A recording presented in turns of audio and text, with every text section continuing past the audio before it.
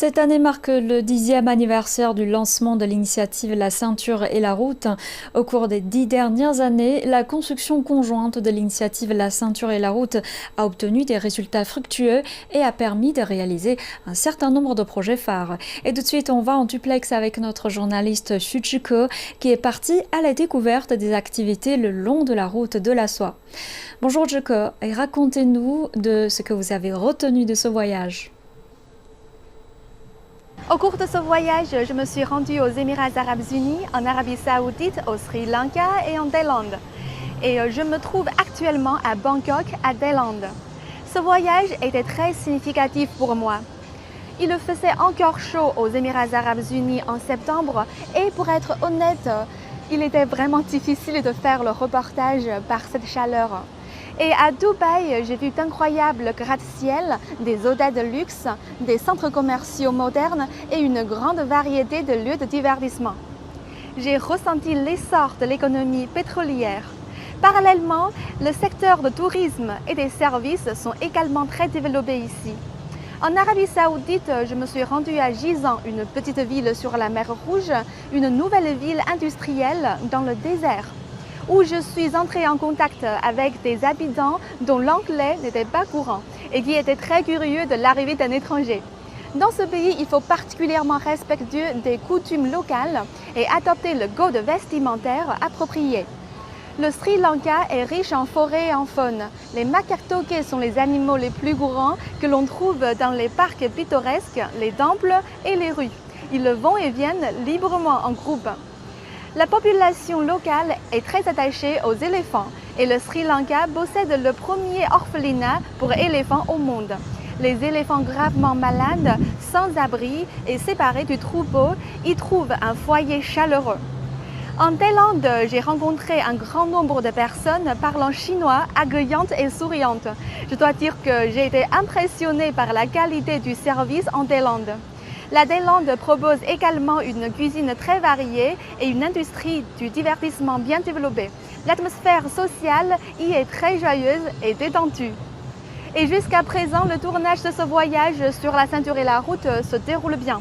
Nous nous sommes rendus dans les entreprises chinoises locaux et avons constaté que les employés chinois sont très amicaux, qu'ils s'entraident pour surmonter les difficultés et qu'ils s'entendent comme une famille.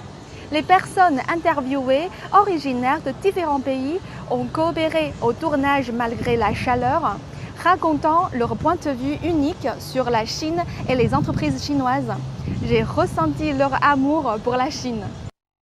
En plus, en termes d'infrastructures, la Chine entretient une coopération étroite avec les pays le long de la ceinture et la route, et ce qui a grandement promu le développement des infrastructures dans ces pays. Et parlez-nous des coopérations sino-étrangères en la matière.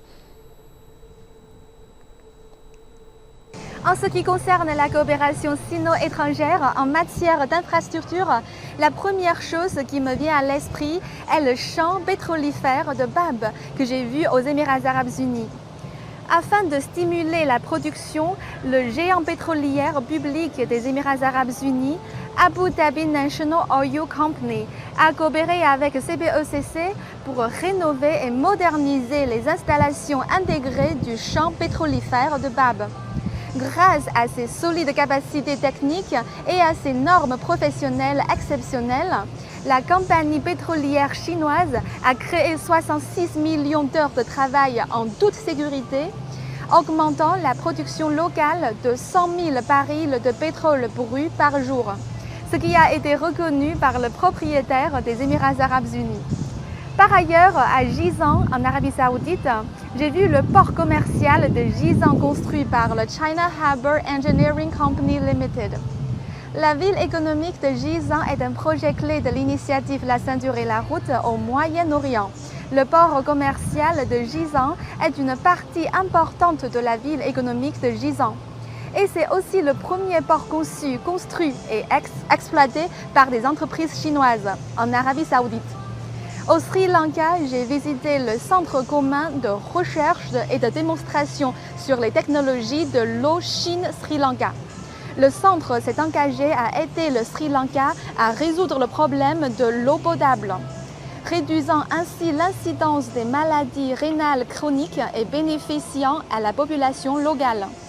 En Thaïlande, j'ai visité l'entreprise COFCO Biochemical Thailand qui a résolu le problème de la difficulté à vendre du manioc pour les agriculteurs locaux et augmenté les revenus des agriculteurs thaïlandais en adoptant le processus de production par fermentation du manioc frais. Ces 4 exemples nous montrent que l'initiative La Ceinture et la Route favorise la coopération économique entre les pays de la région, profite aux moyens de subsistance des populations et apporte un sentiment de bien-être aux habitants des pays situés le long de l'itinéraire.